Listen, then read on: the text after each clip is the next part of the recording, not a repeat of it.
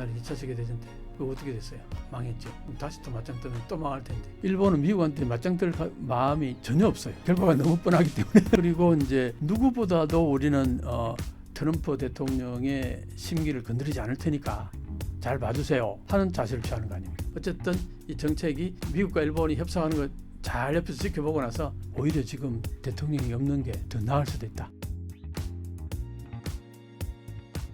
시청자 여러분 안녕하십니까? 이명찬입니다. 또 뵙게 되었습니다. 지금 트럼프 대통령이 전 세계 일괄적으로 그냥 10% 지금 관세를 매겨놨잖아요, 그죠? 뭐 25% 했다가 이제 어느 정도 그게 너무 과하니까 90일 동안 유예하면서 그다음 10%는 지금 카운터 시작했잖아요, 그죠? 그러니까 그 모든 나라들에게 다 그걸 그렇게 하는 게 아니라 이제 하나씩 25% 올렸던 이유는 뭐냐면은 그 관세로 인해서 트레이드오프 하자는 거 아니에요. 협상하자는 거잖아요. 트럼프는 그렇게 관세를 매기면 자 일본 공장에서 아니면 한국 공장에서 만든 제품은 25% 관세가 붙으니까 가격이 올라갈 거 아니에요. 경쟁력이 떨어질 거 아니에요. 그러니까 그러지 말고 미국에다 공장을 지어라 이거거든요. 트럼프는. 그 왜 그러냐면은 얼마 전에 글로벌리제이션이라고 전 세계가 막 엄청났었잖아요, 그죠? 세계화 그러면서 그때에 미국에 있던 공장들이 전부 어디로 가냐? 싼 노동력이 있는 국가로 다 찾아서 가버렸단 말이에요. 그럼 미국의 노동자들은 어떻게 돼서 직장을 다 잃어버린 거예요. 그게 러스트 벨트라는 게 황폐화된 지역이란 얘기예요. 공장들이 있다가 옛날에는 소위 말해서 백인들 중에 고학력자가 아니고 고등학교 졸업하고 바로 이제 노동 현장에 들어가서 공장에서 일했던 이런 사람들이 다 직장을 잃어버리게 된 거예요. 공장이 전부 딴 데로 동남아 쪽이나 뭐 중국이나 뭐 이런 쪽으로 다 빠져나가면서 그랬던 것이 이제 축적이 되다 보니까 이제 반란이 일어난 거예요, 미국에서. 그런 사람들이 우리한테 일자리를 달라 하면서 글로벌리제이션 때문에 미국이 망했다, 우리들이 망했다, 이렇게 이게 정치 세력화된 거예요. 이 정치 세력화된 사람들이 트럼프를 옹립해서 대통령 만든 거예요. 트럼프가 그게 화답을 한 거죠. 나를 대통령 밀어주면은 해외로 나갔던 공장들 전부 미국의 공장들 다 유치해가지고 당신들을 전부 고용하겠다. 이게 트럼프의 생각이에요. 그래서 그걸 그렇게 하려면 뭘 해야 되느냐? 이 관세로 팍팍 때린다 이거죠. 그럼 거기에서 싼 노동력, 싼 가격을 찾아서 나갔던 공장인데 세금을 왕창 때려버리면은 싸지가 않아지잖아요. 그러니까 나갈 의미가 없어진다 이거죠. 들어와서 공장 지으면은 관세를 안 매기니까 거기보다 쌀 수 있지 않느냐. 이게 맞다면은 이제 공장들이 돌아오겠죠. 이걸 노린 거예요. 근데 전 세계를 향해서 그렇게 했단 말이에요. 그럼 전 세계를 향해서 한꺼번에 그게 너무 부담되잖아, 전 세계가. 그러니까 이제 협상을 해야 될 거 아니야, 미국이. 그게 우선 협상 대상국을 순차적으로 해야 될 거 아니에요. 그러니까 이제 제일 그 말 잘 듣고 사이가 좋은 이런 이제 국가들을 먼저 선정을 한 거죠. 그리고 동맹 국가이면서 그동안 이제 가깝게 지내고 그러면서도 어떤 의미에서는 얘기하면 쉽게 잘 들어줄 것 같은 이 나라들을 먼저 선정한 거예요. 그게 뭐 한국이고 일본이고 호주고 영국인도 이 5개 나라를 이제 먼저 해서 시범 케이스로 잘 해가지고 뭔가 하나 협상 하나의 룰 같은 거 잘 만들어 놓으면은 다른 나라 모든 나라에게 적용시키겠다 뭐 그런 맥락이겠죠. 일본은 항상 그래요. 항상 제일 먼저 뭘 하려고 그러는데 그게 뭐 트럼프가 당선되고 나서 일본의 총리를 제일 먼저 만나줬다. 그걸 뭐 가장 최고의 그 영예로 생각하는 나라가 일본이니까. 근데 사실은 일본에서도 그런 얘기 나와요. 아니 저 협상하는 것 자체가 남들 협상을 어떻게 하나 유심히 지켜보고 저거 저렇게 하는구나. 그러면 내가 준비도 하고 대응책도 마련하고 생각할 수 있는 여유가 생기는 게 좋지 않겠어요? 그럼 첫 번보다는 두 번째, 세 번째가 더 낫지 않을까요? 근데 일본은 왜 그럴까요? 물론 전략은 여러 가지 있겠지만 내가 볼 때는 시범 케이스가 될 가능성이 많기 때문에 시범 케이스는 그 하려고 하는 쪽에서 자기들한테 유리하게 하지 않겠어요? 첫 번 타자가. 이게 아무래도 불리할 것 같은데 일본은 왜 그렇게 했는지 모르겠어요. 일본은 한마디로 말해서 삽살개가 되겠다. 옛날에 영국도 미국의 푸들이라 그런 얘기도 듣고 막 그랬거든요. 그게 이제 뭐냐 하면은 어떤 의미에서는 알아서 긴다 이거죠. 저쪽에서 강하게 나오니까 알아서 길 테니까 잘 봐줘. 뭐 그런 것이 이제 협상에서 과연 좋은 건지. 중국은 어때요? 중국은 강하게 나가잖아요. 일본은 아주 숙이고 들어가는 거잖아요. 어느 쪽이 더 유리할까? 이건 결과를 놓고 보면 알 것 같아요. 그래서 이제 과정을 지켜봐야겠죠. 근데 미국이 전 세계를 향해서 이제 여러 가지 액션을 취하는데 이제 막 시작 단계니까 앞으로 이제 결과를 보면 어느 나라가 잘했고 어느 나라가 못했고 볼만할 겁니다. 이제 복수심 가지고 한번 맞짱 떴잖아요. 옛날에 2차 세계대전 때. 그거 어떻게 됐어요? 망했죠. 다시 또 맞짱 뜨면 또 망할 텐데. 일본은 미국한테 맞짱 뜰 마음이 전혀 없어요. 결과가 너무 뻔하기 때문에. 그리고 이제 누구보다도 우리는 트럼프 대통령의 심기를 건드리지 않을 테니까 잘 봐주세요 하는 자세를 취하는 거 아닙니까? 그게 과거에 아베 총리 알죠? 아베 총리가 그걸 너무나 잘했다고 그래요. 아베가 잘 다뤘다고 그래요. 그래서 아베를 많이 연구를 했다고 그래요. 지금 일본의 새 정권이. 그래서 그걸 노하우를 잘 습득도 하고 해가지고 트럼프하고는 빨리 하자. 뭐 그런 이제 맥락인 거죠. 예를 들면은 뭐 이건 이제 국회에서 통과되기 어렵다. 반대가 심하기 때문에 그렇게 이제 얘기를 강하게 어필해가지고 법이 통과 안 되게 하거나 그렇게 한 적이 있대요. 그러니까 이제 트럼프가 그때는 아베가 이제 워낙 잘해주고 평소 그러니까 그게 넘어간 거죠. 근데 이제 이번에는 두 번 안 속는다 그런다 그러잖아요. 그때 아베 때문에 일기 때는 실패했다. 그 이제 이번에는 그렇게 안 속는다. 뭐 아주 각오로 단단히 하고 이제 좀 달라들고 있죠. 트럼프가 일기 때는 힘도 별로 없었어요. 왜냐하면 그 당시에는 트럼프가 대통령이 될 거라고 생각을 못 했었어요. 그러다 보니까 이제 준비가 그렇게 많이 안 됐었고, 근데 이제 4년 동안 일을 갈았을 거 아니에요. 다시 대통령 되면은 이제 어떻게 하겠다. 옛날에 아베 때도 그래서 아베도 일기 아베 내각 때는 영 형편없었는데 한 8년 정도 쉬고 다시 2기 아베가 총리가 됐을 때 그때는 자기가 생각하는 것들을 막 그대로 밀어붙였거든요. 그러니까 이제 트럼프도 4년 쉬면서 여러 가지로 갈고 닦았겠죠. 이번에는 얄짤없어. 뭐 거의 그런 마인드로 이제 한국은 내가 그래서 생각하는 게 그거예요. 한국은 일본하고 우리하고 비슷한 점이 되게 많아요. 우리도 자동차를 미국에다 많이 팔고 해외 수출하는 여러 가지 품목 같은 것들이 일본하고 비슷한 부분도 있고 어쨌든 이 정책이 미국과 일본이 협상하는 거 잘 옆에서 지켜보고 나서 거기에서 우리가 저건 저렇게 하면 좋겠다, 이건 이렇게 하면 좋겠다. 그렇게 하는 측면에서는 오히려 지금 대통령이 없는 게 더 나을 수도 있다. 그런데 사실은 지금 새로운 대통령 선출되기 전에 합의를 보려고 그러는 것 같아요, 미국에서는. 그건 아니죠, 그죠?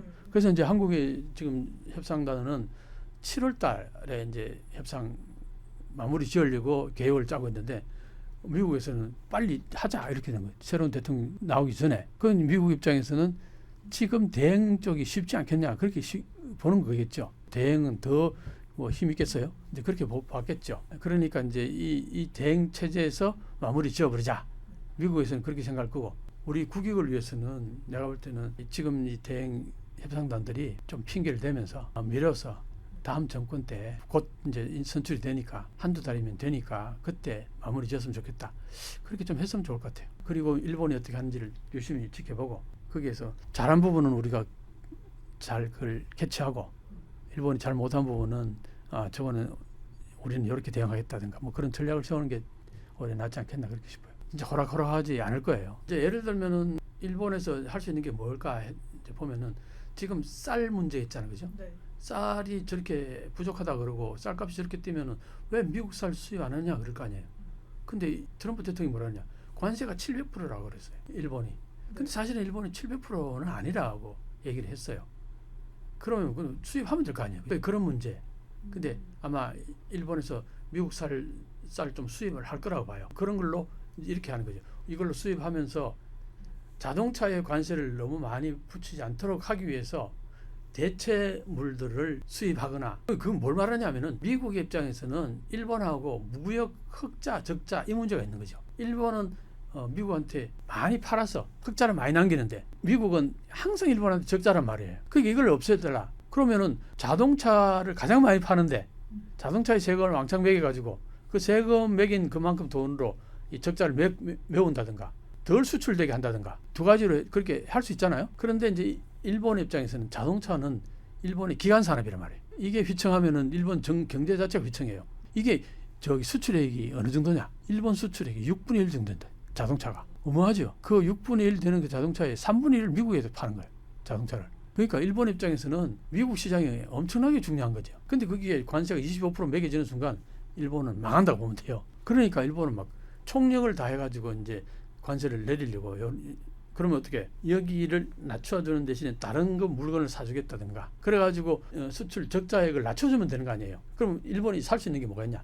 가장 최근에는 쌀이 이렇게 이제 부족하니까 쌀은 살 수 있을 거 아니에요. 요거 이제 어느 정도 좀 가능할 것 같고 그 다음에 일본에 또 무기를 사라고 많이 얘기하잖아요. 방위비를 2%까지 올렸는데 앞에 기시다 총리가 2%까지 올렸는데 이제 이걸 또 3%까지 올리라고 얘기하는데 근데 이제 그걸 강하게 밀어붙이니까 미국이 유럽에도 방위비를 5%까지 올리라고 했단 말이에요. 그러니까 일본에도 너희들 3%까지 올려. 과거에는 1%밖에 안 했는데 기시다 총리 때 2%를 올렸고 그 다음에 다시 3%를 올려라.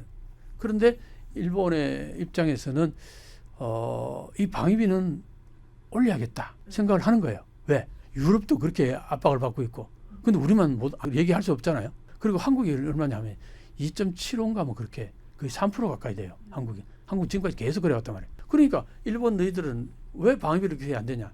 그 전부 미국이 지켜주는 거 아니냐? 이걸 이제 소위 말해서 일본 말로 다다놀이, 무임승차, 영어로는 밴드웨건이라고 그래요. 이 용어를 굉장히 많이 써요. 미국에서. 너희들 무임승차하고 있지 않냐?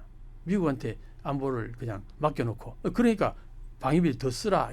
압력을 계속 넣는 거예요. 근데 과거에는 강하게 반박했는데 지금은 일본에서도 어떤 생각이냐면은 일본 안보를 강화해야겠다는 생각이 드는 거예요. 왜?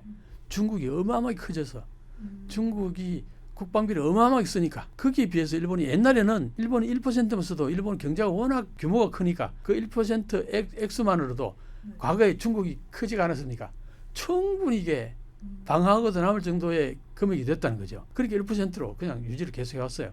근데 지금 일본의 국력이 찌그러들고 줄어들고 가지고 과거에 가장 컸을 때가 전 세계 경제 규모의 17.8%까지 됐었어요. 그게 89년도 90년도 그쯤에 피크로 갔을 때까지 그때가 그랬는데 지금은 어느 정도냐니까 3.8% 정도밖에 안 돼. 전 세계에서 차지하는 비중이. 그게 얼마나 축소가 됐어요. 그러니까 방위비 1%는 과거의 방위비 1%하고 이게 말이 안 되잖아. 과거에는 1%만 해도 이만했는데 그렇죠. 지금 1% 요거밖에 안 되는 거예요. 그 2% 올려라 3% 올려라 충분히 미국이 그렇게 얘기할 만하죠. 일본 입장에서도 지금은 그 액수 자체가 예를 들어서 무기를 사려 그래도 미국의 전투기 몇 대 사면 옛날에는 뭐 여러 개 10대도 사고 20대도 사는 지금은 10대만 사도 돈이 없단 말이에요. 그만큼 이제 1%라는 게 규모가 너무 축소돼 버린 거야. 그러니까 일본 입장에서도 1% 가지고는 안 된다는 인식이 충분히 이제 가능한 거죠. 그래서 2% 3%까지 이제 올리는데 그게 뭐냐? 대만 유서 때문에 그래요. 대만. 중국이 대만을 침공할까 봐. 이제 그랬을 경우에 이거는 뭐 반드시 일본은 참전할 수밖에 없게 되는 거야. 미국하고 일본하고.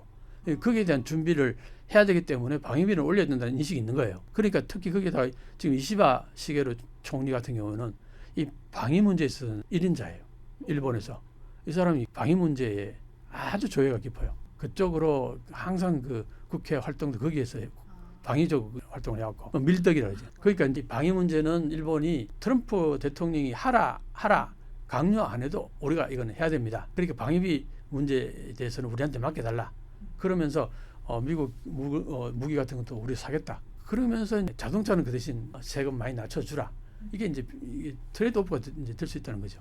그런 맥락에서 일본의 작전은 자동차세는 많이 낮추는 대신에 다른 쪽에서 커버할 수 있는 부분들을 찾아가지고 그걸 가지고 얘기하겠죠. 근데 우리도 만만치 않아요. 현대 기아가 상당히 지금 미국에 많이 수출하잖아요. 그러니까 거의 일본하고 비슷하다고 보면 된다고.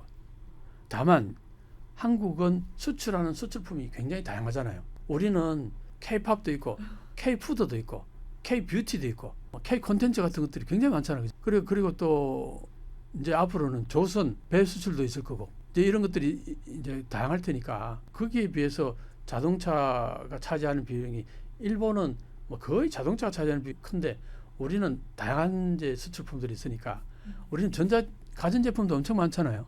일본은 가전제품이 거의 없는데 우리는 뭐 삼성, LG 뭐 세탁기라든가 뭐 냉장고 이거 뭐 거의 전 세계 석권하고 있잖아요. 특히 미국에 많이 그런다 말이에요. 그렇긴 하지만 우리도 현대 기아 자동차가 많이 미국에 수출이 되고 있으니까 그 부분을 미국이 어쨌든 계속 압박을 넣겠죠.